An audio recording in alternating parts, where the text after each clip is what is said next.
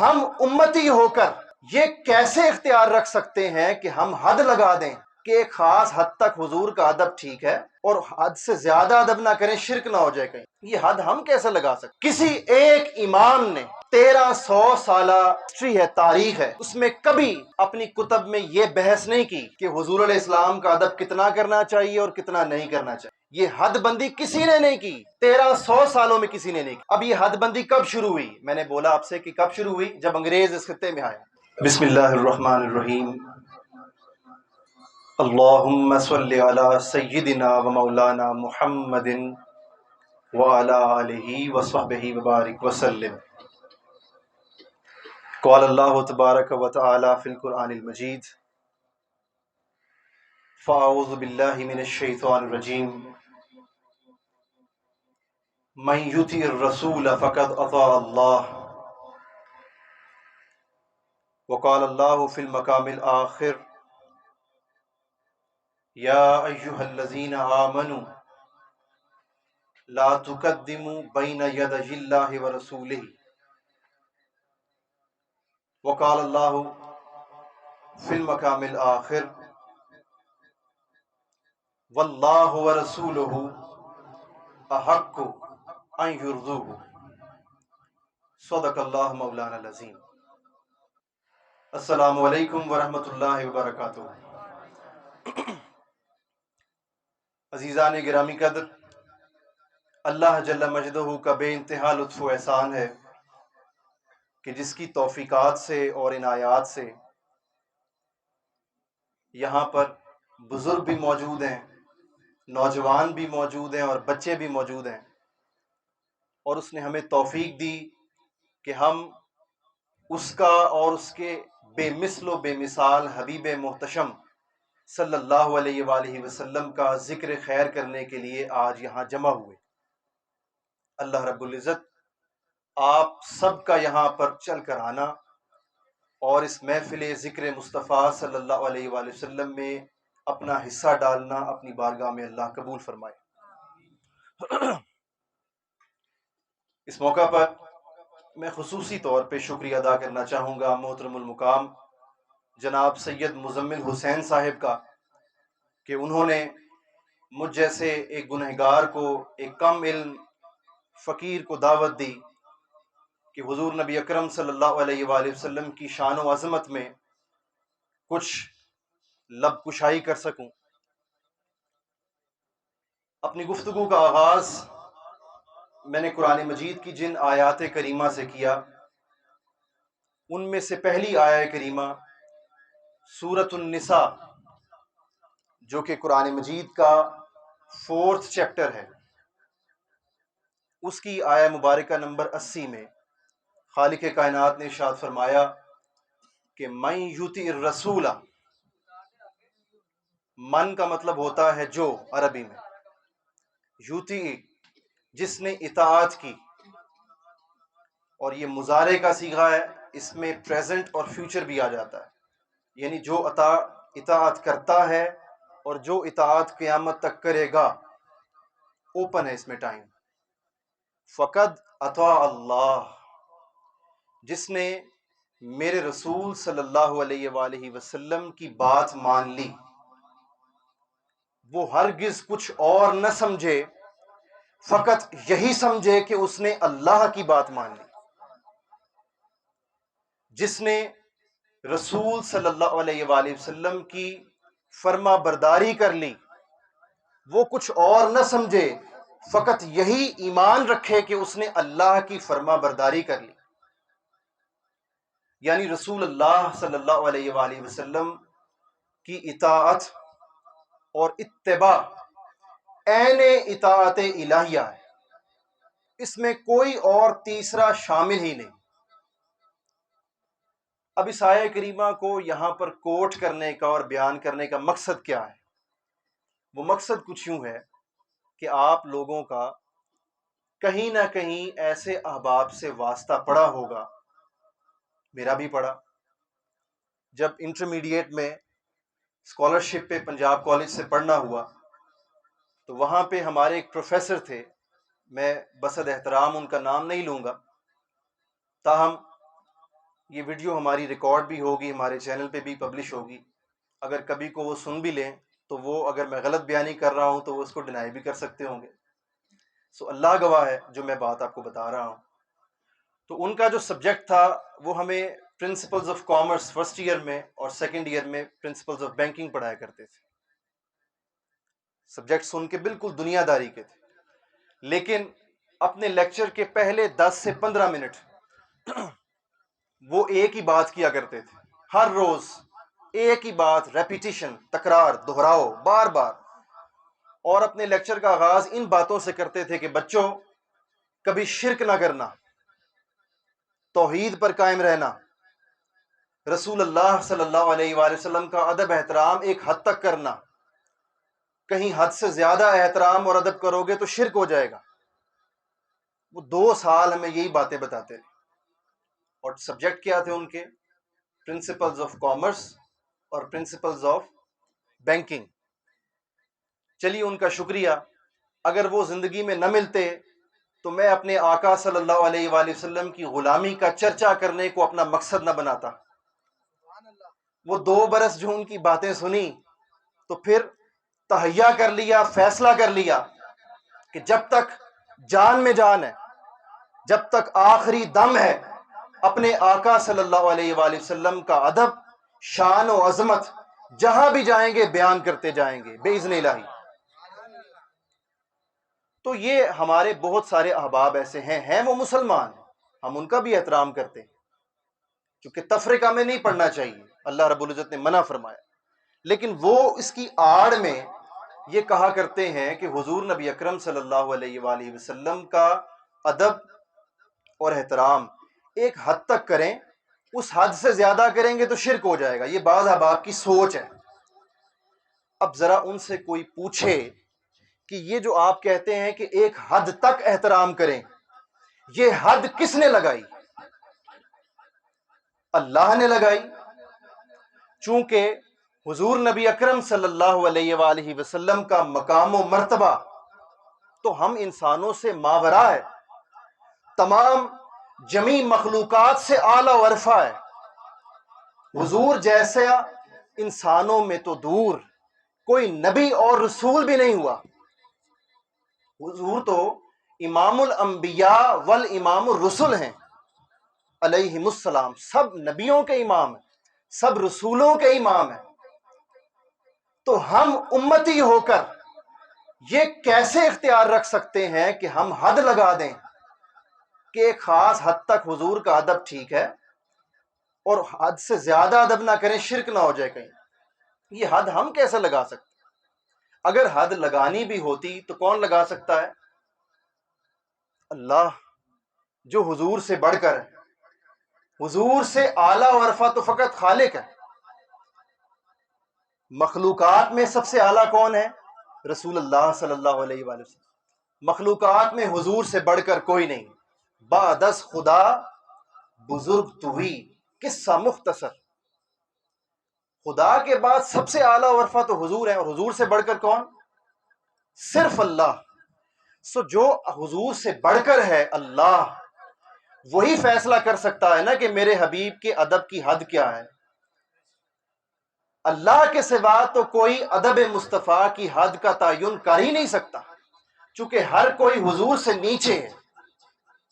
اور جو نیچے ہے وہ حضور علیہ السلام کے قد کا، حضور علیہ السلام کی شان و عظمت کا، اس کی وہ میجرمنٹ کیسے کر سکتا ہے؟ پیمائش کیسے کر سکتا ہے؟ پیمائش وہ کرے جو حضور کے مقام سے اوپر ہو. اوپر سے پیمائش کرے گا نا کہ کتنا مقام. ساری مخلوقات تو نیچے، تو نیچے والے حضور کے شان و عظمت کو تو صحیح سے اس کا اندازہ نہیں لگا سکتے، پیمائش کیسے کرنی ہے؟ سو یہ سب سے بڑی غلط فہمی اور سب سے بڑی عقیدے میں بگاڑ یہاں سے آئی. اور یہ بھی میں آپ کو واضح کرتا چلوں، آپ اگر تاریخ پڑھ لیں تو یہ بات آپ کو ثابت ہو جائے گی کہ یہ جو حضور علیہ الصلوۃ والسلام کے ادب اور شان میں کمی اور حد لگانے والی باتیں ہیں، یہ صرف اور صرف پچھلے 100-150 برس میں شروع ہوئی ہیں. یہ باتیں جب انگریز اس خطے میں آیا ہے، اس سے قبل یہ بات فقیر چیلنج کے ساتھ کہتا ہے بلا خوف تردید کہتا ہے، کوئی ریبٹل کا اور تردید کا خوف نہیں، جو چاہے ہسٹری پڑھ لے۔ تقریباً 1450 برس کی ہسٹری ہو گئی نا مسلمانوں کی، راؤنڈ اباؤٹ، کم و بیش۔ میں نے کہا 100-150 برس، اس سے پیچھے چلے جائیں، 1300 برس کے تمام ائمہ کو پڑھیے۔ ائمہ امام کی جمع ہے۔ امام یہ ہماری مساجد کے گلی محلوں کے بھی امام ہوتے ہیں، ہم ان کا ادب احترام کرتے ہیں، لیکن جن ائمہ کی میں بات کر رہا ہوں وہ تفسیر کے ائمہ ہیں، حدیث کے ائمہ ہیں۔ اور حدیث کا امام کون ہوتا ہے؟ امام احمد بن حنبل، جنہوں نے امت مسلمہ میں سب سے بڑا حدیث کا ذخیرہ دیا۔ مسند احمد بن حنبل، 30,000 سے زائد احادیث کا ذخیرہ دیا انہوں نے مسند میں، اپنی کتاب، اس کی جلدیں 30 سے زیادہ ہیں۔ امام بخاری کے شیوخ میں سے ہیں، ٹیچرز میں سے۔ امام احمد بن حنبل سے ان کے بیٹے نے پوچھا، عبداللہ بن احمد نے، کہ بابا آپ کے نزدیک محدث کون ہے؟ آپ نے فرمایا، بیٹا مجھے 20 لاکھ سے زائد احادیث مصطفیٰ یاد ہیں صلی اللہ علیہ وآلہ وسلم۔ عشق مصطفیٰ دیکھیے۔ فرمایا میری نظر میں محدث وہ ہے کہ جو چلو 20 لاکھ نہ صحیح، کم سے کم آدھی 10 لاکھ احادیث کم سے کم جس کو یاد ہوں، ازبر ہوں، وہ محدث ہے۔ سو ائمہ حدیث وہ تھے۔ ہر کوئی جو آج بنا بیٹھا ہے ان کی بات نہیں ہو رہی، اور میں بھی کوئی محدث نہیں ہوں، یہ میں کلیئر کر دوں، ایک ادنا سا فقیر ہوں، جسٹ ریسرچ کی بنیاد پہ بات کر رہا ہوں۔ آپ تحقیق کر سکتے ہیں، اگر غلط ہو تو آپ بالکل بتا سکتے ہیں، میں معافی کا طلبگار ہوں گا۔ تو ائمہ کو پڑھیے، امام بخاری کو پڑھ لیجئے، امام مسلم کو، امام ان کے بعد آ جائیے، امام جلال الدین سیوطی کو پڑھ لیجئے، امام ذہبی کو پڑھ لیجئے، امام دیلمی کو پڑھ لیجئے، امام ابن حجر اسقلانی شارح بخاری ان کو پڑھ لیں، امام قسطلانی کو پڑھ لیں۔ کسی ایک امام نے 1300 سالہ جو ہسٹری ہے، تاریخ ہے، اس میں کبھی اپنی کتب میں یہ بحث نہیں کی کہ حضور علیہ السلام کا ادب کتنا کرنا چاہیے اور کتنا نہیں کرنا چاہیے۔ یہ حد بندی کسی نے نہیں کی، 1300 سالوں میں کسی نے نہیں کی۔ اب یہ حد بندی کب شروع ہوئی؟ میں نے بولا آپ سے کہ کب شروع ہوئی؟ جب انگریز اس خطے میں آیا۔ اقبال، ان کو ہم ایسے ہی مفکر نہیں کہتے، انہوں نے بھانپ لیا تھا انگریزوں کی چال، دشمنان اسلام کی سازشوں کو بھانپ لیا تھا۔ انہوں نے ایک شعر میں ہمیں سمجھانا چاہا، ہم نے نہ سمجھا، یہ ہماری کم علمی، انہوں نے تو بتلا دیا۔ اقبال نے فرمایا، اے مسلمان ہوش کر، تیرا جو دشمن ہے اسلام کا دشمن، وہ کیا چاہتا ہے؟ اس نے پلاننگ یہ کر رکھی ہے کہ یہ فاقہ کش جو موت سے ڈرتا نہیں ذرا، یہ فاقہ کش جو موت سے ڈرتا نہیں ذرا، روح محمد اس کے بدن سے نکال دو صلی اللہ علیہ وآلہ وسلم۔ یعنی انگریز نے اور تمام دشمنان اسلام نے ایک بار نہیں، سینکڑوں بار میدان جنگ میں جب بھی ہمیں للکارا، ہم سے شکست کھائی، یعنی مسلمانوں سے۔ مسلمانوں کو دو بدو، face to face battlefield میں، میدان جنگ میں ہمارا دشمن ہمیں شکست نہیں دے سکا، وہ چاہے صلاح الدین ایوبی ہوں یا طارق بن زیاد ہوں۔ ہمیشہ کامیابی مسلمانوں کا مقدر ہوئی اور شکست دشمنان اسلام کا مقدر، وہ ہمیں شکست نہیں دے سکا۔ تو اقبال نے فرمایا کہ وہ کیا کہتا ہے دشمن، کہ یہ فاقہ کش، یہ مسلمان اپنے اللہ اور رسول صلی اللہ علیہ وآلہ وسلم کی محبت میں فاقے کاٹ لیتا ہے، موت سے نہیں ڈرتا۔ تو کیا کرو؟ اس کا علاج ایک ہی ہے، روح محمد اس کے بدن سے نکال دو۔ تو انگریز نے اس پر پوری اسٹریٹجی بنائی، اس نے پھر ہمارے علماء کرام کی برین میکنگ، مائنڈ میکنگ کی، ہمارے علماء کو تیار کیا، یہاں تک کہ ابھی کچھ برس قبل جنرل ضیاء الحق مرحوم جب وہ صدر تھے پاکستان کے، تو ان کے وقت میں ISI کی، انٹر سروسز انٹیلیجنس کی رپورٹ گئی جنرل ضیاء الحق صاحب کو، مرحوم کو، کہ اس وقت جب وہ صدر تھے پاکستان کے، کم و بیش 70s کے اینڈ کی بات ہے، 80s کے سٹارٹ کی بات، تو ان کے پاس رپورٹ آئی کہ 20,000 سے 25,000 علماء پاکستان میں ایسے ہیں اس وقت جو دشمن ممالک کے ایجنڈا پر کام کر رہے ہیں۔ یہ کب کی بات ہے؟ 1970-80 کی بات، ضیاء الحق مرحوم کے زمانے کی بات، کہ اس وقت کی رپورٹ کے مطابق، ایجنسیز کی رپورٹ کے مطابق 20 سے 25 ہزار علماء ایسے تھے پاکستان میں جو کن کے لیے کام کر رہے تھے؟ دشمنوں کے لیے کام کر رہے تھے۔ تو یہ وہی لوگ تھے جنہوں نے یہی بولی بولی کہ مسلمانوں اپنے رسول کا حد ادب جو ہے بس ایک خاص حد تک کرو، ایک حد سے زیادہ کرو گے تو شرک ہو جائے گا، یہ گمراہی پھیلائی۔ اور آج وہ پھیلتے پھیلتے اس کے گرداب میں ہماری نوجوان نسل آ چکی ہے، افسوس کا عالم یہ۔ اور پھر سوشل میڈیا نے اس گمراہی میں میمز کو ایڈ کر دیا ہے، فن کو ایڈ کر دیا ہے، مذاق کو ایڈ کر دیا ہے۔ اب بچے مذاق کرتے ہیں اپنے ہی شاعر اسلام کا، اپنے ہی اکابر امت کا مذاق اڑاتے ہیں، سوشل میڈیا بھرا ہوا، آپ سب دیکھ سکتے ہیں۔ سو یہ گمراہی اس طرح پھیلی، یہ اس کی بنیاد تھی، روٹ کاز تھی جو میں نے آپ سے شیئر کی۔ اب آ جائیے کہ حضور علیہ الصلوۃ والسلام کا ادب کس حد تک کیا جائے۔ اگر اس حوالے سے بات کر لیں کہ کہیں شرک تو نہیں ہو جاتا، تو خالق کائنات نے سورہ التوبہ، یہ قرآن مجید کا 9th چیپٹر ہے، اس کی ورس نمبر 62، 62 نمبر آیہ کریمہ، خالق کائنات نے ارشاد فرمایا، اور میں نے اس کی تلاوت شروع میں کی، تھوڑی سی رہنے دیں، کہ واللہ ورسولہ احق، اللہ اور اللہ کا رسول اس بات کا حق رکھتا ہے کہ ان یردوہ، کہ اسے راضی کیا جائے۔ اب یہاں بڑی دلچسپ بات ہے، آپ سے میں چاہوں گا کہ کچھ دیر کے لیے سر سے لے کر پاؤں تک کان بن کر سنیں اس بات۔ جب ہم اردو میں بلا تشبیہ و بلا مثال، اللہ اور اللہ کے رسول کی کوئی مثال نہیں، صرف سمجھانے کے لیے بائی دا وے ایک بات ایڈ کر رہا ہوں۔ آپ اردو میں کوئی جملہ بولیں کہ ہارون اور وسیم آئے اور انہوں نے ہمیں یہ بتایا، یہی کہیں گے نا؟ جب دو کا ذکر ہو، اسم ناؤنز دو آئیں، نام دو آئیں، ہارون اور وسیم، دو نام آ گئے، ٹھیک ہے؟ اب اس کے بعد آگے جب ضمیر لگے گی، پروناؤن لگے گا مخاطب کرنے کے لیے، تو ہم کیا کہیں گے؟ ہارون اور وسیم آئے اور انہوں نے، انہوں کہیں گے دو کے لیے، یہ تو نہیں کہیں گے ہارون اور وسیم آئے اور اس نے، اس کا لفظ استعمال کریں گے، ایک کی ضمیر لگائیں گے۔ کیوں؟ کیونکہ پیچھے نام دو ہیں، تو ضمیر بھی کن کی لگے گی؟ جمع کی، دو کی لگے گی۔ مگر اس آیہ کریمہ میں لطف کی بات یہ ہے کہ خالق کائنات نے اپنا اور اپنے حبیب کا ذکر فرمایا، واللہ ورسولہ احق، اللہ اور اللہ کا رسول اس بات کا حق رکھتے ہیں، صلی اللہ علیہ وآلہ وسلم، کس بات کا حق رکھتے ہیں؟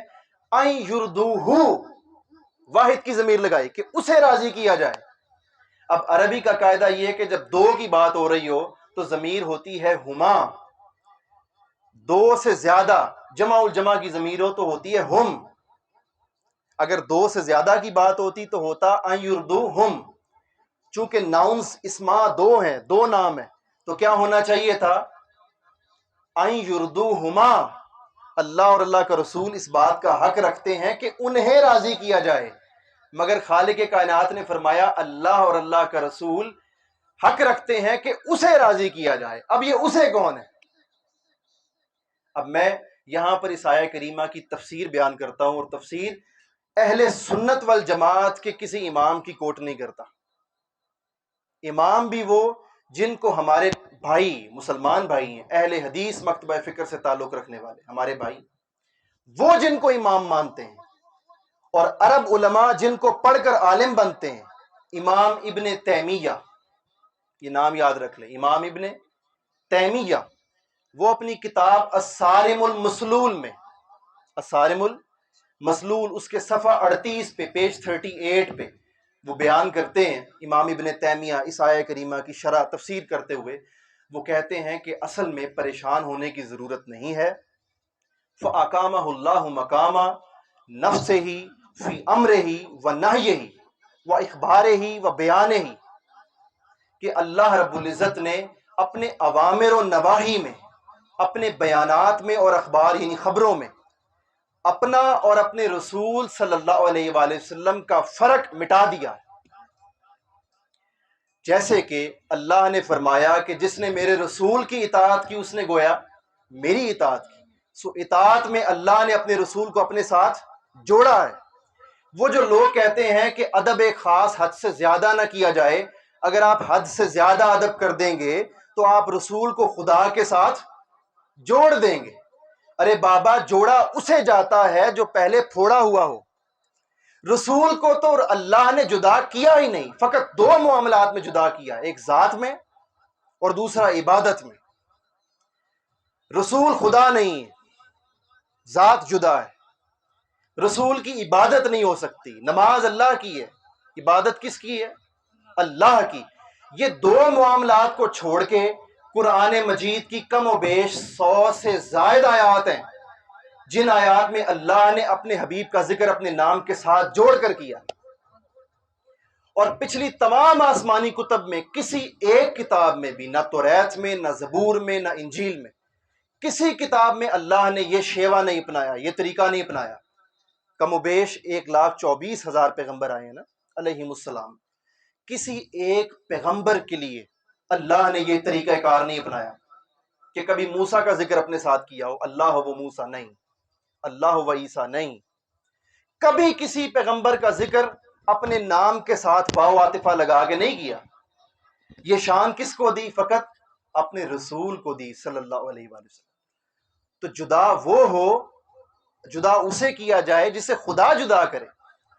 مگر خدا اپنے قریب کرتا ہے اور آپ رسول کو خدا سے جدا کرتے ہیں. سو امام ابن تیمیہ کو پڑھ لیں، جو ہمارے اہل حدیث بھائی جن کو امام مانتے ہیں. عرب، پورا عرب ان کو پڑھتا ہے، وہ لازمی ہے ان کی صارم المسلول، وہ سلیبس میں شامل ہے ان کے. وہاں اسکالر کوئی نہیں بن سکتا ابن تیمیہ کو پڑھے بغیر. ابن تیمیہ ان کے لیے اتھارٹی ہیں، حجت ہیں. جب ابن تیمیہ کا نام آتا ہے وہ سر جھکا دیتے ہیں. جیسے ہم حنفی، فقہ حنفیہ کو ماننے والے، جب امام اعظم ابو حنیفہ کا نام آتا ہے تو ہم سر جھکا لیتے ہیں.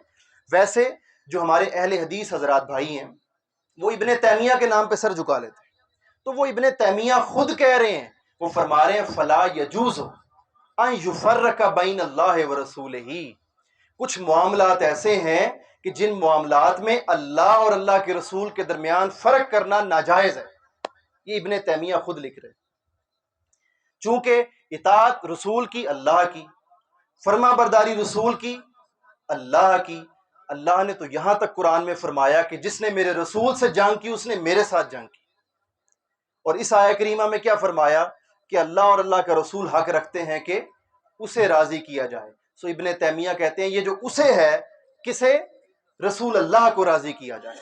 سو جس نے رسول کو راضی کیا اس نے گویا اللہ کو راضی کیا. اب یہاں پر ایک حدیث مصطفیٰ صلی اللہ علیہ وآلہ وسلم میں کوٹ کرنا چاہوں گا. اگر آپ لوگ اپنے حافظے کو برقرار رکھ سکیں تو اس حدیث کو کوشش کیجئے یاد کر لیں. یہ عمر بھر کام آئے گی آپ کے لیے، آپ کے عقیدے کے لیے، آپ کے عقیدے کی مضبوطی کے لیے. اور یہ حدیث مبارکہ صحیح بخاری اور صحیح مسلم میں متفق علیہ. یہ جو احباب ایسی باتیں کرتے ہیں حضور علیہ الصلوۃ والسلام کے ادب کے حوالے سے کہ خاص حد تک کیا جائے، وہ صحیح بخاری کو بڑا غور سے مانتے ہیں. وہ کہتے ہیں جو بھی حدیث ہے صحیح بخاری سے دکھاؤ. تو یہ صحیح بخاری کا میں حوالہ دے رہا ہوں. صحیح بخاری کی جلد نمبر 3 ہے. کتنی؟ جلد نمبر 3، کتاب المناقب. حدیث کا نمبر ہے 3401. اور صحیح مسلم کی جلد نمبر 4 میں حدیث کا نمبر آتا ہے 2296. 2296. جو حدیث بخاری میں بھی ہو، مسلم میں بھی ہو، اسے ائمہ حدیث کہتے ہیں متفق علیہ. یہ ایک ایسی حدیث ہوتی ہے کہ جس کا کوئی رد کر ہی نہیں سکتا، سوال ہی پیدا نہیں ہوتا جھٹلانے کا. اصح درجے کی، یعنی صحیح سے بھی بالا، اصح درجے کی حدیث ہوتی. عن عقبۃ بن عامر رضی اللہ تعالی عنہ قال صلی رسول اللہ صلی اللہ علیہ وآلہ وسلم علی قتل احد بعد 8 سنین ثم طلع المنبر فقال انی فرط لکم وانا شہید علیکم وانی واللہ لانظر الى حوضی الان وانی مفاتیح خزائن الارض وانی واللہ ما اخاف علیکم ان تشرکوا بعدی ولکن اخاف علیکم ان تنافسوا فیہا. حضرت عقبہ ابن عامر رضی اللہ تعالیٰ عنہ صحابی رسول ہیں. وہ فرماتے ہیں کہ غزوہ احد کو ہوئے 8 برس بیت چکے تھے. کتنے برس بیت چکے تھے؟ کس غزوہ کو؟ آخر پہ بیٹھے ہمارے بھائی بھی اگر جواب دیں گے تو انٹرسٹ لیول بڑھے گا. غزوہ احد اس کو 8 برس بیت چکے تھے. حضرت عقبہ ابن عامر فرماتے ہیں حضور علیہ الصلوۃ والسلام غزوہ احد کے شہداء کی قبروں پر تشریف لے کر گئے. کہاں پر تشریف لے کر گئے؟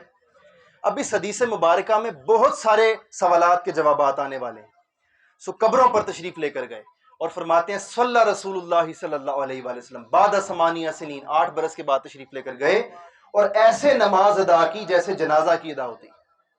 8 برس کے بعد. اب حضور علیہ السلام کو کون روک سکتا ہے؟ حضور تو شریعت دینے والے ہیں، صاحب شریعت، جو کر لیں وہ شریعت. حتیٰ کہ اپنے اصحابہ کو کرتا دیکھ لیں کوئی عمل اور خاموشی اختیار کر لیں وہ بھی شریعت ہے. حضور کی تو یہ شان ہے، کچھ بیان فرما دیں وہ بھی شریعت، اور اپنے صحابہ کو کچھ کرتا ہوا دیکھ لیں، کوئی عمل کرتا ہوا دیکھیں اپنے صحابہ کو اور حضور خاموشی اختیار کر لیں، منع نہ کریں، وہ صحابہ کا عمل بھی شریعت. یہ ہے شان مصطفیٰ کی صلی اللہ علیہ وآلہ وسلم. تو حضور علیہ الصلوۃ والسلام نے فرمایا، نماز ادا فرمائی. اس کے بعد راوی فرماتے ہیں کہ حضور علیہ السلام واپس اپنی مسجد میں تشریف لائے اور اپنے ممبر پر جلوہ افروز ہوئے. ثم طلع المنبر، اور ممبر پر جلوہ افروز ہونے کے بعد اپنے صحابہ اکرام کو مخاطب فرمایا، خطاب کا آغاز فرمایا. یہ بڑا دلچسپ خطاب. فرمایا میرے صحابہ، انی فرط لکم، یاد رکھ لو کہ میں تم سب کا قائد ہوں. حضور فرما رہے ہیں صلی اللہ علیہ وآلہ وسلم. کیا ہوں؟ حضور قائد ہیں ہمارے صلی اللہ علیہ وآلہ وسلم. تا قیامت بھی قائد ہیں، بعد از قیامت بھی قائد. یعنی جب قیامت برپا ہو جائے گی اور جب حضور علیہ السلام کی شفاعت سے ہم جنت میں چلے جائیں گے، وہاں بھی قیادت مصطفیٰ کی ہوگی صلی اللہ علیہ وآلہ وسلم. اگر مصطفیٰ کی قیادت میں نہیں ہوں گے تو وہ جنت کیسی ہوگی؟ وہ جنت نہیں، وہ جہنم ہوگی. تو حضور علیہ السلام نے فرمایا، اپنی قیادت کا بیان فرمایا. اس کے بعد فرمایا وَأَنَا شَهِيدٌ عَلَيْكُمْ، میں تم سب پر گواہ ہوں، تمہارے سارے اعمال مجھ تک پیش ہوتے ہیں. تو جو احباب یہ باتیں کرتے ہیں وہ ذرا سوچ سمجھ کے کیا کریں کہ حضور علیہ السلام کے ادب میں کمی، شان میں کمی جب پکڑ ہوگی تو پھر بچانے والا کوئی نہیں ہوگا. حضور کی بارگاہ میں ہمارے اعمال پیش ہوتے ہیں، وہ روایات موجود ہیں، ہر جمعہ کی شب پیش ہوتے ہیں. وہ آپ کی حیات میں بھی پیش ہوتے تھے، بعد از حیات وصال پردہ فرمانے کے بعد قبر انور میں بھی پیش ہوتے ہیں صلی اللہ علیہ وسلم. تو حضور علیہ السلام نے فرمایا وَأَنَا شَهِيدٌ عَلَيْكُمْ. اس کے بعد کیا فرمایا؟ فرمایا وَإِنِّي وَاللَّهِ، اور بے شک اللہ کی قسم. دو الفاظ تاکید کے لیے، زور دینے کے لیے. فرمایا وَإِنِّي، بے شک، شک نہ کرنا.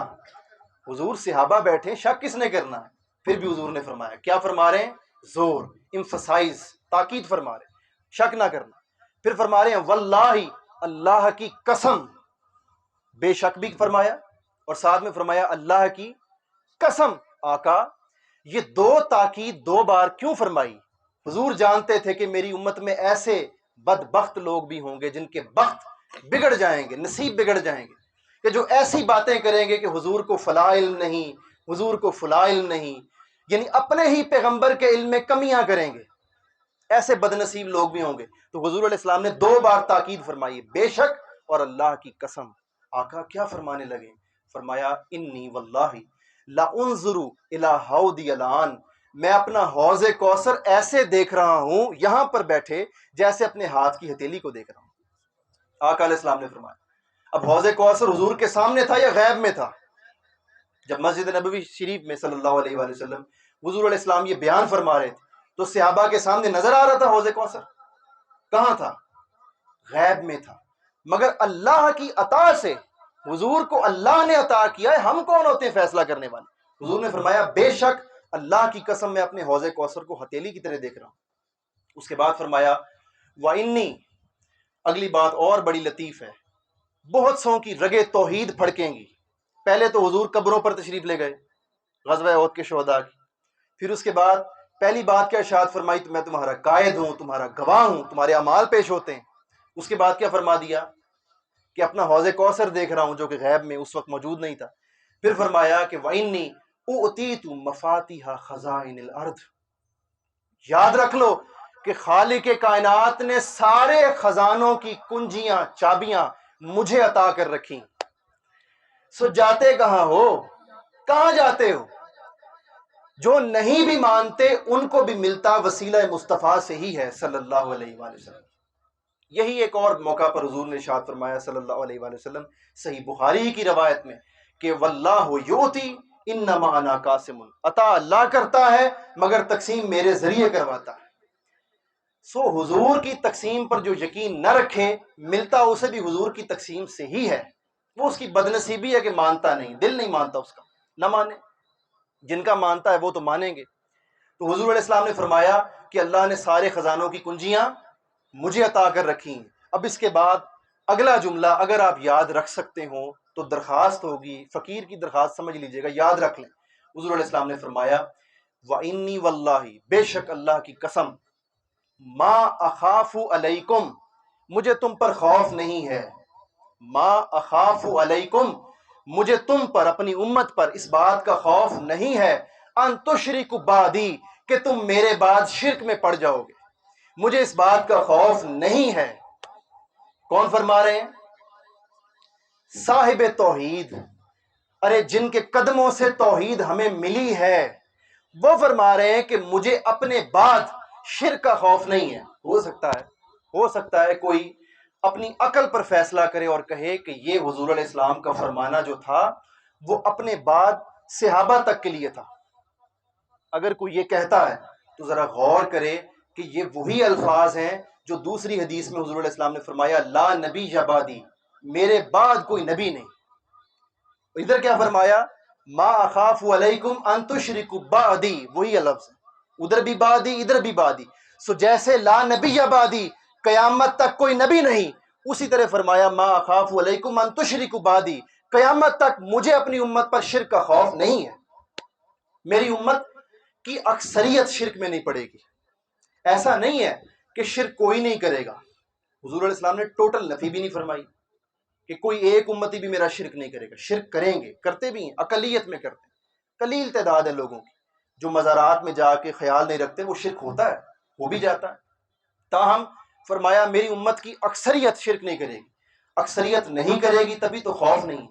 اب ایک سوال ہے سادہ سا، جنہوں نے توحید دی ہے پوری کائنات کو، جنہوں نے ہمیں بتایا کہ اللہ ایک ہے، جب انہیں شرک کا خوف نہیں ہے تو صاحب شریعت سے بڑھ کر اور کس کا ٹھیکہ ہے کہ وہ ہر وقت صبح و شام جب تقریر کرے شرک پر بات کرے، جب مسلمانوں سے مخاطب وہ شرک کی رٹ لگاتا رہے۔ یہاں پر انٹرسٹنگ پوائنٹ یہ بھی سن لیجئے، قرآن مجید کی صورتوں کو ہم زمانی اعتبار سے، زمانے کے اعتبار سے دو حصوں میں تقسیم کرتے ہیں، مکی اور مدنی۔ مکی صورتیں جتنی بھی ہیں، جب حضور علیہ السلام ابھی ہجرت نہیں فرمائی تھی حضور علیہ السلام نے، تب کی صورتیں وہ مکی ہیں، اور ہجرت کے بعد کی صورتیں مدنی ہیں۔ ہجرت سے پہلے آقا علیہ السلام کے ساتھ مکہ میں کیا صرف مسلمان تھے؟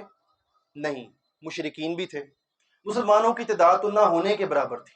غزوہ بدر میں کتنی تعداد تھی؟ 313، یعنی کہ ہجرت مدینہ سے پہلے تک تو مسلمان چند سو تھے، ہزار بھی نہیں تھے، تو سارے کون تھے؟ مشرک۔ تو مکی صورتوں میں سارے درس توحید کے، شرک کے، مگر جب آقا علیہ السلام مدینہ تشریف لے گئے تو مدینہ میں اکثریت کن کی تھی؟ اہل ایمان کی، اہل ایمان تھے نا۔ اب مدنی صورتوں کا آپ سارا پڑھ لیجئے ڈسکرپشن، مدنی صورتوں میں شرک کا بیان بہت کم ہے، 5% سے بھی کم ہے، 90% سے زیادہ مدنی صورتوں میں جو بیان ہے وہ اللہ نے اپنے حبیب کی شان ہی بیان کی۔ چونکہ اللہ نے فرمایا اب مدینہ میں آ گئے ہیں تو مدینہ میں شرک کرنے والے تو نکل گئے، اب تو میرے محبوب کے محبت کرنے والے صحابہ ہیں، تو انہیں اپنے حبیب کا ادب سکھایا کہ جب میرے حبیب کی بارگاہ میں آؤ تو دروازے پر دستک زور سے مت دو، میرے حبیب سے ایسے بات مت کرو جیسے عام ایک دوسرے سے کرتے ہو، ان کی بارگاہ میں آؤ تو وہیں پر باہر ہی کھڑے رہو، جب تک وہ نہ بلائیں مت اندر جاؤ، اور اگر بلا لیں تو زیادہ دیر بیٹھو نہیں۔ میرے مصطفیٰ کی قسم، میرے مصطفیٰ کی حسین زلفوں کی قسم، یہ اللہ کا بیان ہے۔ کن صورتوں میں؟ مدنی صورتوں، یعنی وہ صورتیں جب نازل ہوئیں کہ جب مدینہ میں اکثریت اہل ایمان کی تھی۔ سو اللہ کے انداز بیان کو بھی تو سمجھنا چاہیے، خالق کائنات جس کی توحید ہے اس کے بھی تو انداز بیان کو سمجھیں کہ اس نے توحید اور شرک کا بیان کثرت سے تب کیا جب مکہ میں تھے حضور صلی اللہ علیہ وسلم، جب مشرکین کی اکثریت تھی ان کو سمجھانا تھا، جب اہل ایمان کی اکثریت تھی مدینہ میں تو وہاں پر اپنا انداز بیان بدل لیا، اور اللہ نے بھی اپنا انداز بیان اپنے مصطفیٰ کی شان و عظمت پر رکھ لیا۔ سو ہم جب مسلمانوں سے مخاطب ہوتے ہیں تو ہمیں چاہیے کہ شرک کو سائیڈ پر رکھ کر اپنے پیغمبر، اپنے آقا کی محبت کی بات کریں، سو جب حضور علیہ السلام نے فرما دیا کہ مجھے شرک کا خوف نہیں، تو پھر حضور سے بڑھ کر بھی کسی کو شرک کا خوف ہو سکتا ہے؟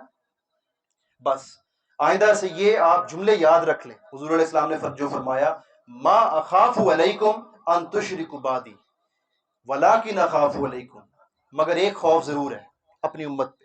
وہ خوف کیا ہے؟ فرمایا خوف یہ ہے ان تنافسوا فیہا، کہ میرے بعد میری امت دنیا داری میں حد سے زیادہ الجھ جائے گی، حد سے زیادہ الجھ جائے گی. سو اب سوچئے، آج ذرا مسلمانوں کے احوال دیکھیے تو ہمارا مسئلہ دین پر دنیا کو ترجیح دینا ہے یا شرک کرنا ہے؟ کیا مسئلہ ہے ہمارا؟ یہی تو مسئلہ ہے. مسلمانوں نے دین کو پیچھے کر دیا ہے، دنیا کو ترجیح دے دی. یہی آقا خوف فرما رہے تھے، اس کو چھوڑ دیا اور صبح و شام تقریر شرک پر کیے جا رہے ہیں، جو موضوع ہی نہیں، جو امت کی ریکوائرمنٹ ہی نہیں ہے اس وقت. سو یہ ہمیں پہلے تو یہ نقطہ سمجھنا ہے کہ حضور علیہ السلام کو اپنی امت کی اکثریت پر شرک کا خوف نہیں. اب اگلی حدیث مبارکہ یہاں پر میں کوٹ کرتا ہوں، سنن ابن ماجہ کی جلد نمبر 4. میں ایک آپ سے ریکویسٹ کرنا چاہوں گا، کچھ بھائیوں سے میں دیکھ رہا ہوں، کچھ بھائی جو ہیں وہ ہلکی پھلکی تھکاوٹ کا ان کو احساس ہو رہا ہے. میں صبح فجر سے اٹھا ہوں، میرے گھر پہ کنسٹرکشن ہو رہی ہے، لینٹر کا کام ہو رہا ہے، آج سارا شٹرنگ کا اور سارا کام کروا کے ادھر پہنچا ہوں کے پاس. تو ساری تھکاوٹ کے باوجود پورا زور لگا رہا ہوں، چونکہ بات کن کی ہو رہی ہے؟ بے مثل و بے مثال آقا دو جہاں کی بات ہو رہی ہے صلی اللہ علیہ وسلم. تو میں آپ سے بھی یہی تقاضا کرنا چاہوں گا کہ آپ بھی وہی جوش دکھائیں، وہی ولولہ دکھائیں. چونکہ اگر ہمارا جوش اور ولولہ اپنے آقا کے لیے نہیں ہوگا تو پھر کس کے لیے ہوگا؟ یہ جوانیاں، یہ طاقتیں اور توانائیاں اب اگر اپنے آقا کے لیے صرف نہیں کرنی تو کس کے لیے کرنی؟ قبر میں جن کا سوال ہونا ہے، ما کنت تقول فی حق حاضر رجل محمد صلی اللہ علیہ وسلم من ربک من دینک کے بعد فرشتوں نے کیا پوچھنا ہے؟ آخری سوال جس پر فیصلہ ہو جانا ہے کہ اس کو جنت دے دو یا جہنم. آخری سوال جو ہوگا اس کے بعد کوئی سوال نہیں ہونا. وہ سوال یہ ہوگا، فرشتے کہیں گے ما کنت تقول فی حق حاضر رجل لمحمد صلی اللہ علیہ وآلہ وسلم، اے بندے یہ محمد مصطفیٰ ہیں صلی اللہ علیہ وآلہ وسلم، ان کے بارے میں ذرا بتا دنیا میں کیا کہا کرتا تھا. ما کنت تقول قال یقول تقول، کیا کہا کرتا تھا. سو قبر میں جن کا سوال ہونا ہے، اس زندگی میں انہی کے لیے وقت نہیں لگانا، جوانیاں نہیں لگانی، توانائیاں نہیں لگانی، تو پھر کس کے لیے لگانی؟ سو میں گفتگو کو آگے بڑھاتا ہوں. سنن ابن ماجہ جلد 4.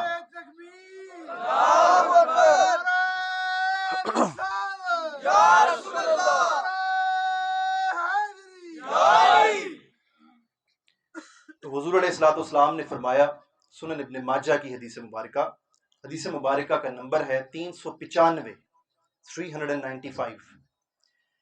اس کے راوی ہیں حضرت انس ابن مالک رضی اللہ تعالیٰ عنہ. ان انس ابن مالک رضی اللہ تعالیٰ عنہ قال، آپ فرماتے ہیں کہ حضور علیہ السلام نے فرمایا، ان امتی، کہ بے شک میری امت، لا تجتمع علی ضلالتی، حدیث صحیح ہے، صحاح ستہ کی حدیث کی کتاب سے دے رہا ہوں. کیا فرمایا حضور علیہ السلام نے؟ کہ میری امت کی اکثریت کبھی اللہ اسے گمراہی پر جمع نہیں کرے گا. دیکھیں سوچنے کی بات، پچھلی جو امتیں ہوتی تھیں وہ گمراہی کی طرف چلی جاتی تھی، شرک میں پڑ جاتی تھی، تبھی تو اگلے پیغمبر کی ضرورت ہوتی تھی. اب حضور کون ہے؟ صلی اللہ علیہ وسلم، خاتم النبیین، آخری نبی. جب نبوت ہے نہیں، نبی آنا کوئی نہیں، تو پھر شرک کیسے ہوگا امت کی اکثریت میں؟ حضور علیہ السلام کی امت کامل ہوگی تبھی تو آخری امت ہے. اگر اس امت نے بھی اکثریت میں شرک کرنا ہوتا تو پھر معاذ اللہ کسی اور پیغمبر کی ضرورت پڑ جاتی، اور وہ ہے نہیں، وہ دروازہ بند ہو چکا ہے، اس میں کسی قسم کی کوئی صورت نکل ہی نہیں سکتی. جو صورت نکالنے کی کوشش کرے، کوئی شکل بیان کرے، وہ جھوٹا ہے، کذاب ہے، جھوٹا ہے، وہ ختم نبوت ہو چکی. سو شرک کی بات اس امت میں اکثریت میں نہیں آ سکتی. تو آقا علیہ السلام نے ایک اور مقام پر فرمایا، پہلے فرما دیا شرک کا خوف نہیں، اور یہاں فرما دیا کہ بے شک میری امت، ان امتی لا تجتمع علی ضلالتی، ضلالہ ضلالت کو کہتے ہیں اردو میں گمراہی، میری امت کی اکثریت کبھی گمراہی پر جمع نہیں ہوگی. ہاں ایک کام ضرور ہوگا میری امت میں، فائزہ، اور جب رأیت، تم دیکھو انہیں، میری امت کے لوگوں کو، اختلاف جب میری امت کے لوگوں کو، میرے مسلمانوں کو آپس میں اختلاف کرتے دیکھو کہ کوئی بولی بول رہا ہے، کوئی بولی بول رہا ہے، آج ہمارے نوجوان یہ کنفیوژن ان میں پائی جاتی ہے، وہ کہتے کہ ہمیں سمجھ نہیں آتی کس کو سنیں اور کس کو نہ سنیں۔ ہر کوئی ایسے بیان کرتا ہے کہ جیسے وہی بس حجت، اتھارٹی، مجھے بھی اتھارٹی نہ سمجھیں، میری کیا مجال، میری کیا اوقات، کیا حیثیت حضور علیہ السلام کے قدموں میں، کیا حیثیت ہم لوگوں کی۔ اب حضور علیہ السلام سٹینڈرڈ دے رہے ہیں، پیمانہ دے رہے ہیں، آپ پیمانہ پکڑ لیں، جس کو سنیں، جس مرضی کو سنیں، اس کی باتوں کو اس پیمانے پر پرکھیں۔ حضور علیہ السلام نے پیمانہ دیا، فَإِذَا رَأَيْتُمُ اخْتِلَافًا، جب میری امت میں اختلاف دیکھو تو کیا کرو، فَعَلَيْكُمْ، قبول کر لینا، کس کو، فَعَلَيْكُمْ بِالسَّوَادِ الْأَعْظَمِ، السواد کہتے ہیں جماعت، اعظم کا مطلب سب سے بڑی۔ میری امت میں جو سب سے بڑی جماعت ہوگی، جو اکثریت جماعت ہوگی، وہ جو کہہ رہی ہو اس کی بات مان لینا۔ یہ حضور خود فرما رہے ہیں صلی اللہ علیہ وآلہ وسلم، چونکہ لا تجتمع ان امتی، میری امت کبھی گمراہی پر جمع نہیں ہوگی، اکثریت نہیں آئے گی، اقلیت گمراہیوں پر آتی جائے گی، وہ شرک بھی کر لے گی، لیکن میری امت کی اکثریت نہ کبھی شرک کرے گی اور نہ کبھی گمراہیوں پر جمع ہوگی۔ جب اختلاف دیکھو، پھنس جاؤ، سمجھ نہ آئے کس کو ماننا ہے کس کو نہیں ماننا، تو پھر پیمانہ کہہ دیا حضور علیہ السلام نے، اکثریت کا پیمانہ دے دیا، اور ورڈز کیا استعمال فرمائے، السواد الاعظم، آپ سب نے سن لی ہے۔ اب اگلی حدیث مبارکہ امام حاکم المستدرک کی جلد نمبر 1 میں لاتے ہیں، حدیث کا نمبر 391، 391۔ اس کے راوی ہیں حضرت عبداللہ ابن عمر رضی اللہ تعالیٰ عنہ، حضرت عمر فاروق رضی اللہ تعالیٰ عنہ کے صاحبزادے۔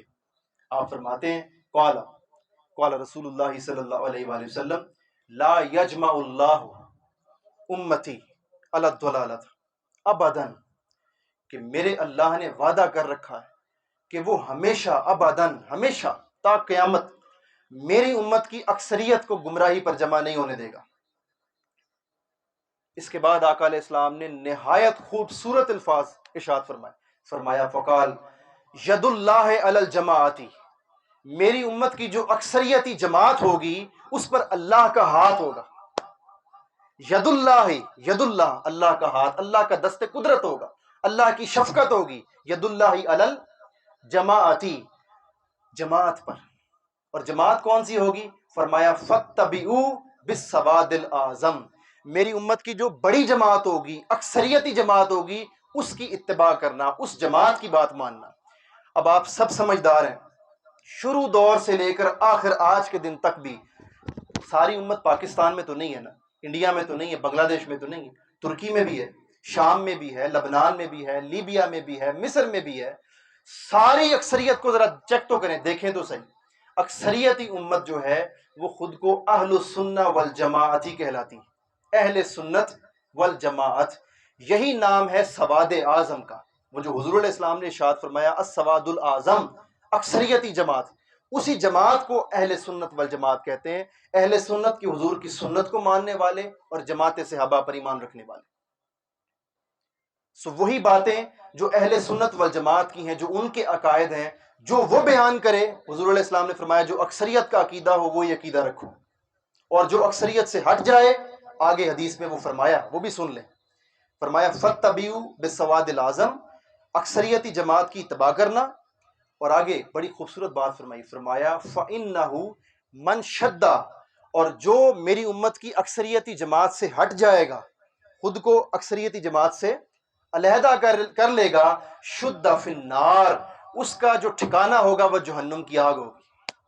اور جہنم کی آگ کیوں ہوگی؟ وہ دوسری حدیث میں جو فرمایا کہ حضرت عیسیٰ علیہ السلام، حضرت موسیٰ علیہ السلام کی امت میں 71 فرقے ہوئے، حضرت عیسیٰ علیہ السلام کی امت میں 72 ہوئے، فرمایا میری امت 73 حصوں میں بٹے گی، 72 جہنم میں جائیں گے، جماعت جنت میں جائے گی۔ سو وہ جو جماعت سے الگ ہوں گے وہ کیا ہوں گے؟ وہ 72 فرقے بنیں گے۔ سو جو الگ ہوگا وہ شُدَّ فِي النَّارِ، اس کا ٹھکانہ جہنم ہوگا۔ یہ حدیث امام حاکم نے المستدرک میں کوٹ کی جلد 1 میں، اور حدیث حسن، حدیث صحیح، یہ حدیث کے درجے ہوتے ہیں۔ سو یہ جب آپ سمجھ چکے، سو یہ نقطہ ہمیشہ کے لیے اسٹیبلش ہو جانا چاہیے، چونکہ بچے بیٹھے ہیں، نوجوان بیٹھے ہیں، زندگیوں میں کبھی کسی کو سنیں وہ کچھ اور باتیں کرنی شروع کر دیں، اپنے آپ کو ان عقائد پر، حضور علیہ السلام کی محبت کے عقائد پر، حضور علیہ السلام کے ادب کے عقائد پر اس طرح جما لیں کہ انٹارکٹیکا کی آندیاں بھی آ جائیں نا، وہ برفیلی آندیاں بھی آ جائیں، آپ کے عقیدے کو ہلا نہ سکیں. آپ کا عقیدہ اتنا مستحکم، حضور علیہ السلام کی محبت کا عقیدہ، اور یہ عقیدہ آپ کو طاقت دیتا ہے، قوت دیتا ہے، آپ کو ولولہ جوش بھی دیتا ہے. حضور کی محبت کا عقیدہ ہو تو شرمانے کی کوئی ضرورت نہیں، کوئی بیک فٹ پر جانے کی ضرورت نہیں. بیک فٹ پر وہ جائے جو حضور کے ادب میں کمی کرتا ہے. وہ کیوں بیک فٹ پر جائیں جو حضور کے ادب کی بات کرتے ہیں؟ وہ ڈنکے کی چوٹ پر بات کریں گے، کرتے چلے آئے ہیں تا قیامت کریں گے. ہم نہیں رہیں گے اور آئیں گے، مگر حضور کی محبت کا عقیدہ کبھی ختم نہیں ہوگا، چونکہ اکثریت کا یہ عقیدہ ہے، سواد اعظم کا یہ عقیدہ ہے، اہل سنت والجماعت کا یہ عقیدہ ہے. جب آپ یہ بات سمجھ چکے تو اب اس کے بعد حضور علیہ الصلوۃ والسلام کے مقام و مرتبے کے حوالے سے جو لوگ باتیں کرتے ہیں، بس میں وائنڈ اپ کرنا چاہوں گا چونکہ وقت بھی کافی زیادہ ہو چکا ہے. 2 احادیث بیان کر دیتا ہوں، وہ انشاءاللہ العزیز ہمارے ایمان کو اتنی چاشنی دیں گی، اتنی مٹھاس دیں گی وہ احادیث مصطفیٰ کہ زندگی بھر انشاءاللہ مجھے امید ہے کہ وہ یاد بھی رہیں گی. اب جو حدیث مبارکہ آپ کے ساتھ شیئر کرنے جا رہا ہوں، یہ صحیح بخاری اور صحیح مسلم میں پھر متفق علیہ ہے. یعنی بخاری مسلم سے ہم باہر نہیں جا رہے ابھی تک. جو ہمارے بھائی اعتراضات کرتے ہیں وہ بخاری کو ہی مانتے ہیں. صحیح بخاری کی جلد نمبر 6، حدیث مبارکہ کا نمبر ہے 6864. صحیح مسلم کی جلد نمبر 4 میں حدیث مبارکہ کا نمبر ہے 2891.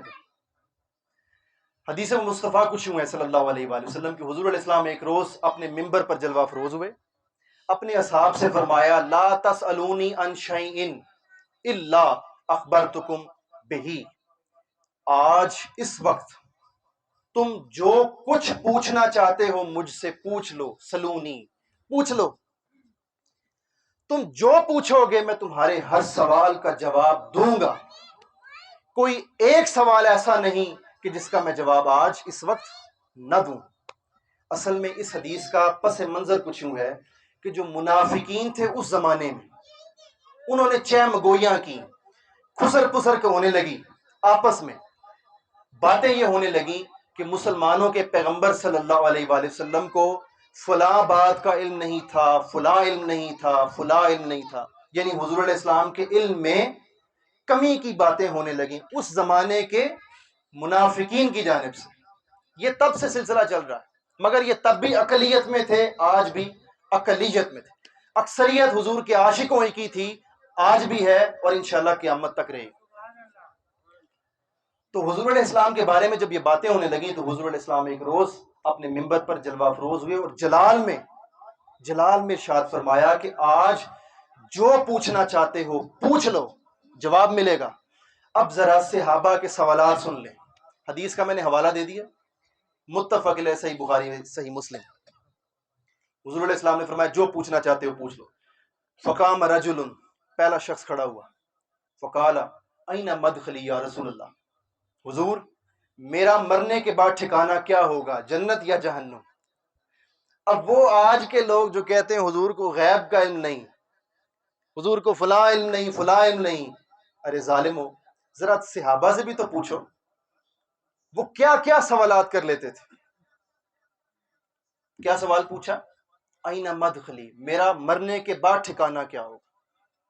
پھر اس کے بعد دوسرے صحابی کھڑے ہوئے تو ان کے بارے میں کچھ لوگ ان کو تانا دیتے تھے کہ جو یہ کہتا ہے نا اس کا باپ ہے حذافہ، وہ اس کا باپ نہیں ہے. تانے لوگ دیتے تھے کہ اس کا نسب ٹھیک نہیں. وہ صحابی کا نام ہے عبداللہ ابن حذافہ رضی اللہ تعالی. جب انہوں نے دیکھا کہ حضور علیہ السلام کا علم نبوت آج جوش میں ہے، آقا فرما رہے جو پوچھنا چاہتے ہو پوچھ لو، تو میں اپنے نسب کا معاملہ ہی ٹھیک کروا لوں. وہ اٹھ کھڑے ہوئے، وقام عبداللہ ابن حذافہ رضی اللہ تعالیٰ عنہ، کہنے لگے یا رسول اللہ من ابی، آقا میرا باپ کون ہے؟ قربان جائیے صحابہ کے عقیدے پر، حضور علیہ السلام پر محبت اور اعتماد کتنا ہے. فرمایا میرا باپ کون ہے، میرا نسب کون ہے، میں کس کا نطفہ ہوں. سوچئے اس زمانے میں کوئی ڈی این اے ٹیسٹ تھا؟ اس زمانے میں کیسے حضور علیہ السلام سے وہ پوچھ سکتے ہیں؟ یعنی صحابہ کا یہ یقین تھا، اعتماد تھا کہ حضور جانتے ہیں. حضور مل کر بولیے، حضور جانتے ہیں کہاں ہے عرش معلیٰ، حضور جانتے ہیں. تو کھڑے ہو کر انہوں نے پوچھا یا رسول اللہ من ابی، میرے باپ کون ہے؟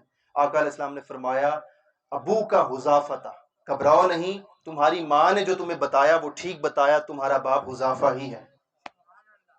اب ایک اور صحابی کھڑے ہو گئے، تیسرے صحابی کھڑے ہو گئے، انہوں نے بھی، ان کے بارے میں بھی مسائل تھے، چونکہ آپ کو پتہ ہے وہ زمانہ ایسا تھا، اس زمانے میں بدکاری عام تھی تو الزام تراشی بھی عام تھی۔ ایک اور صحابی اٹھ کھڑے ہوئے، وہ اٹھ کھڑے ہوئے، انہوں نے پوچھا یا رسول اللہ من نبی، میرا باپ کون ہے؟ ان کو بھی تانے ملتے تھے۔ آقا علیہ السلام نے فرمایا ابو کا سالم مولاہ شیبہ، تمہارا نسب وہ باپ نہیں ہے جو تمہاری ماں نے تمہیں بتایا، تمہارا باپ سالم ہے، اور وہ شیبہ کا آزاد کردہ غلام تھا۔ نہ صرف باپ کا بتا دیا بلکہ باپ جس کا غلام تھا، اس کا جو مالک تھا شیبہ، اس تک کا بتا دیا۔ شیبہ کا آزاد کردہ غلام تھا سالم، تم اس کے نطفے سے۔ یعنی سوچئے، رات کے اندھیرے کی باتیں بھی صحابہ کس سے پوچھ رہے ہیں؟ مصطفیٰ سے پوچھ رہے ہیں صلی اللہ علیہ وآلہ وسلم۔ عالم بے مثال سے پوچھ رہے ہیں، ان جیسا عالم کوئی نہیں۔ سو یہ حضور علیہ السلام کے علم و شان و عظمت کا یہ مقام ہے۔ سو جب بھی کوئی حضور علیہ السلام کے علم پر بات کرے تو یہ آپ کو یہ موٹی بات یاد ہونی چاہیے کہ بابا صحابہ نے تو اپنے نسب اور اپنے نطفے تک کا سوال حضور سے کر لیا تھا۔ تم کون ہوتے ہو یہ فیصلہ کرنے والے کہ حضور کو فلاں علم تھا اور فلاں نہیں تھا؟ اور یہ حدیث میں نے آپ کو کہاں سے دی؟ صحیح بخاری، صحیح مسلم سے۔ آخری حدیث مبارکہ آج کی گفتگو کی، پھر وائنڈ اپ کر دیں گے انشاءاللہ العزیز۔ یہ بھی صحیح بخاری، صحیح مسلم کی متفق علیہ۔ اب وقت کم ہے، میں آگے چلتا ہوں انشاءاللہ العزیز، اس کو ہم ڈسکرپشن پہ اس کا حوالہ دے دیں گے۔ صحیح بخاری، صحیح مسلم کی حدیث مبارکہ ہے، اور صحیح بخاری میں چلے اس کا نمبر بتا دیتا ہوں 6230، اور اس کے راوی ہیں حضرت سہل بن سعد الساعدی۔ حضرت سہل بن سعد الساعدی آپ فرماتے ہیں کہ حضور علیہ السلام ایک موقع پر قبیلہ بنی عمر بن العوف کا قبیلہ تھا، ان کا آپس میں کوئی جھگڑا چل رہا تھا عمر بن العوف کا، تو وہ جھگڑا اس کا تصفیہ کروانے کے لیے تشریف لے کر گئے۔ تو جو جماعت صحابہ تھی، حضور علیہ السلام کے صحابہ کی جماعت، نماز کا وقت ہوا، صحابہ نے پوچھا اب ہماری امامت کون کروائے گا، چونکہ حضور وہ جھگڑا ریزالو کروانے کے لیے تشریف لے گئے عمر بن العوف کا قبیلے کا۔ تو حضرت ابو بکر صدیق رضی اللہ تعالیٰ عنہ کو صحابہ کرام نے آگے کر دیا۔ حضرت ابو بکر صدیق رضی اللہ تعالیٰ عنہ نے نماز شروع فرما لی۔ اب حدیث میں الفاظ آتے ہیں وَالنَّاسُ فِي الصَّلَاةِ، لوگ نماز میں تھے، یعنی نماز جاری تھی۔ کہیں کوئی یہ نقطہ نہ نکالے اپنی عقل سے کہ ہو سکتا ہے کہ صفیں بنی ہوئی ہوں، اقامت پڑی گئی ہو، نماز نہ ہو رہی ہو۔ حدیث کے الفاظ کیا ہیں؟ وَالنَّاسُ فِي الصَّلَاةِ، فی عربی میں اس کا مطلب ہوتا ہے میں، نماز میں تھے، ڈیورنگ صلات، so they were offering their صلات، وہ نماز پڑھ رہے تھے۔ اس وقت حضور علیہ السلام تشریف لے آئے۔ اب حضور علیہ السلام پیچھے سے تشریف لائے، آپ خود سوچئے کہ اس طرح جماعت ہو رہی ہو، کیا امت میں کسی کو یہ اختیار حاصل ہے کہ وہ صفوں کو چیرتے ہوئے امام تک پہنچ جائے؟ کسی کو اختیار ہے؟ یہ اختیار فقط ان کو ہے جو اختیار دینے والے ہیں، جو صاحب اختیارات ہیں۔ حضور علیہ السلام نے، حدیث میں آتا ہے فتخلص فصفق الناس، حضور علیہ السلام صفوں کو چیرتے ہوئے حضرت ابو بکر صدیق رضی اللہ تعالیٰ عنہ کے قریب تشریف لے گئے، چونکہ حضور کے ہوتے ہوئے بھلا اور کون امامت کر سکتا ہے؟ حضور تو امام الانبیاء ہیں۔ حضور آگے تشریف لے گئے۔ جب صحابہ نے حضور کو دیکھ لیا، اب صحابہ بولیے کیا پڑھ رہے ہیں؟ نماز۔ نماز میں نگاہیں اوپر اٹھی ہوئی ہوتی ہیں یا نیچے ہوتی ہیں؟ نیچے ہوتی ہیں، جہاں پہ سجدہ کرنا ہے حد سے حد وہاں تک ہوتی ہے آپ کی نگاہ۔ مگر جب کوئی شخص آیا چیرتے ہوئے تو صحابہ کو محسوس ہوا، صحابہ نے بھی تک لیا۔ جب دیکھا آقا آ گئے صلی اللہ علیہ وآلہ وسلم، حضور آ گئے، تو اس زمانے میں چونکہ لقمہ دینے کا انداز نہیں تھا، تو صحابہ نے چونکہ ہاتھ باندھے ہوئے تھے تو ایسے تالیاں بجانی شروع کر دی۔ صحابہ کرام نے اس طرح ہاتھوں سے ہاتھ بجانے شروع کر دیے تاکہ حضرت ابو بکر صدیق رضی اللہ تعالیٰ عنہ کو لقمہ دیا جا سکے کہ حضور آ گئے ہیں صلی اللہ علیہ وآلہ وسلم۔ حدیث میں آتا ہے کان ابا بکر لا یلتفت، حضرت ابو بکر صدیق رضی اللہ تعالیٰ عنہ اتنے مشغول ہو کے امامت فرما رہے تھے کہ آپ نے توجہ نہیں دی۔ فاکثر الناس تلفیت، پھر جب اکثریتی صحابہ نے، یعنی پورے مجمع میں جو نمازی تھے، جب سب نے تالیاں بجانی شروع کر دی اکثریت نے، تو پھر حضرت ابو بکر صدیق نے بھی یلتفت، حضرت ابو بکر صدیق نے بھی دیکھا کہ اب کون ہے۔ جب مڑ کر دیکھا تو کون تھے؟ حضور نبی اکرم صلی اللہ علیہ وآلہ وسلم۔ جیسے ہی حضور کو دیکھا، حضرت ابو بکر صدیق رضی اللہ تعالیٰ عنہ نے مصلی چھوڑ دیا، مصلی چھوڑ دیا۔ ہو کیا رہی ہے؟ نماز صحابہ اور جماعت کے ساتھ ہو رہی ہے، اور ایک وقت ایسا آ گیا کہ مصلی ہی خالی ہو گیا، یعنی امام ہی کوئی نہیں۔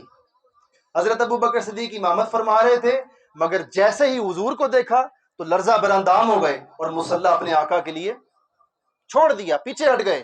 حضور علیہ السلام نے اشارہ فرمایا کہ ابو بکر اتم الصلاۃ، آپ اپنی نماز جاری رکھو، مکمل کرو۔ حضرت ابو بکر صدیق رضی اللہ تعالیٰ عنہ نے نماز کے دوران ہاتھ اٹھائے، اللہ رب العزت کا شکر ادا کیا، پیچھے پلٹ آئے، امامت نہیں کرے فرمائی، جاری نہیں رکھی۔ حضور علیہ السلام نے امامت آگے کنٹینیو فرمائی، نماز مکمل ہوئی۔ حضور علیہ السلام نے پوچھا، یا ابا بکر صدیق ما منعک اذا امرتک، جب میں نے آپ کو حکم دیا تھا کہ مصلی پر کھڑے رہو، پھر آپ مصلی پر کیوں نہیں کھڑے رہے؟ حضرت ابو بکر صدیق رضی اللہ تعالیٰ عنہ کا عقیدہ سنی، لطیف جملہ ارشاد فرمایا، آقا آپ کا حکم بجا سر آنکھوں پر، مگر آپ کا ادب جو ہے وہ غالب تھا۔ ابو قحافہ کا بیٹا حضرت ابو بکر صدیق، وہ بلا کیسے اپنے آقا دو جہاں سے آگے کھڑے ہو سکتا ہے؟ میری کیا مجال کہ میں آگے کھڑے ہو جاؤں اور آپ پیچھے کھڑے ہوں؟ ایسا ممکن نہیں ہو سکتا، آپ کا ادب غالب ہے ہر شے پر، سو آپ پیچھے تشریف لے آئے۔ سو یہ تھا صحابہ کرام کا ادب مصطفیٰ صلی اللہ علیہ وآلہ وسلم۔ بعض لوگوں کو یہاں تک کہتے سنا ہے میں نے، وہ کہتے ہیں نماز میں حضور کا خیال آ جائے تو نماز ٹوٹ جاتی، انا للہ و انا الیہ راجعون، ایسے عقیدے پر، ایسی بدنصیبی پر خیال آ جائے، ذرا نماز کو مکمل تو کرو۔ تشہد میں کیا کہتے ہو؟ السلام علیکہ، التحیات کے بعد السلام علیکہ ایھا النبی ورحمۃ اللہ وبرکاتہ، پورا سلام کہتے ہو جو عام زندگی میں ایک دوسرے کو کہتے ہو۔ حضور پر سلام بھیجتے ہو، بغیر توجہ کے بھیج دیتے ہو۔ جو توجہ کے بغیر سلام بھیجا جائے وہ بدتمیزی ہوتی ہے۔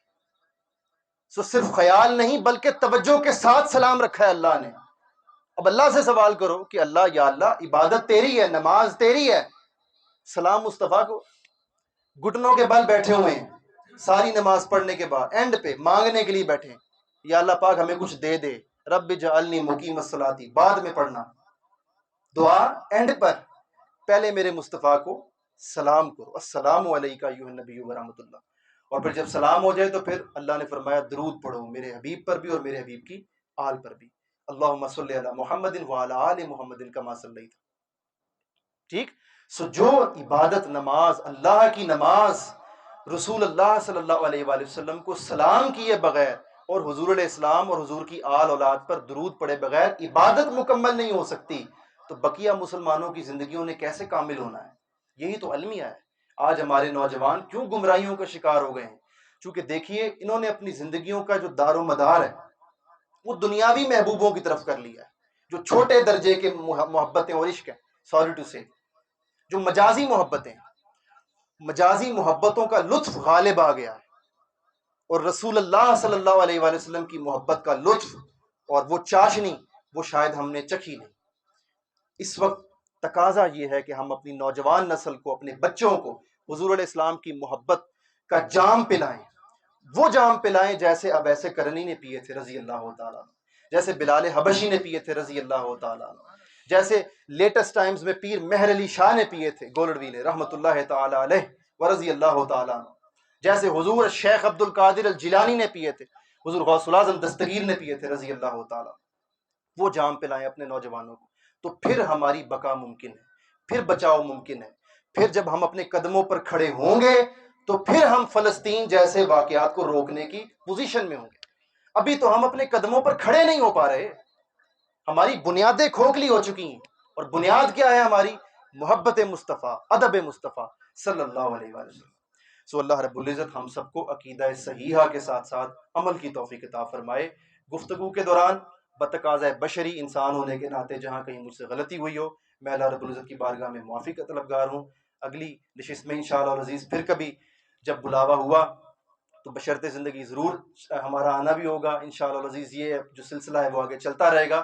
اللہ رب العزت سے دعا ہے کہ اللہ تعالیٰ سید مزمل حسین صاحب کا جو گھرانہ ہے ان کے رزق حلال میں بھی برکت عطا فرمائے، ان کے دسترخوان میں کشادگی عطا فرمائے، اہل محلہ پر بھی اپنی خاص کرم نوازیاں فرمائے۔ تمام قرب و جوار کے لوگ ہیں جو نہیں بھی آ سکے، اپنے گھروں میں سن رہے ہیں، جہاں کہیں بھی ہیں، اہل محلہ پر بھی اپنی کرم نوازیاں فرمائے، اور اس پورے علاقے کے نوجوانوں کو، بچوں کو اپنے محبوب صلی اللہ علیہ وآلہ وسلم کی محبت ان کے سینوں میں بسا دے۔ آمین بجاہ النبی الامین۔ جزاک اللہ۔